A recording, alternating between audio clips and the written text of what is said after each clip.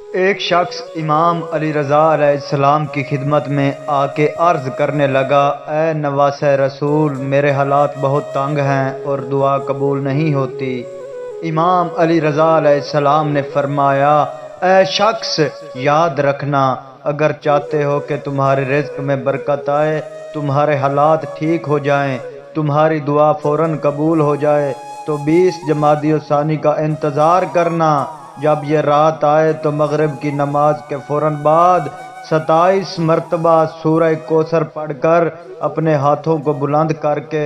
اللہ کو اس کے محبوب رسول خدا کا اور ان کی بیٹی حضرت فاطمہ الزہرا سلام اللہ علیہا کا واسطہ دے کر اپنی دعا مانگو۔ اے شخص، یاد رکھنا، جو انسان 20 جمادی الثانی کی رات اللہ کے رسول اور ان کی پاک بیٹی کا واسطہ دے کر جو بھی دعا مانگے گا، چاہے اس کی تقدیر میں ہو یا نہ ہو، اللہ اس کی دعا فوراً قبول کر دے گا، کیونکہ اس رات کو اللہ نے بی بی سیدہ کی آمد کے لیے چنا تھا۔ تبھی اس رات کی برکتیں یہ ہیں، جو بھی انسان سورہ کوثر پڑھ کر اللہ کو اس مقدس بی بی کا واسطہ دے کر جو بھی دعا مانگتا ہے، اللہ کبھی وہ دعا رد نہیں کرتا۔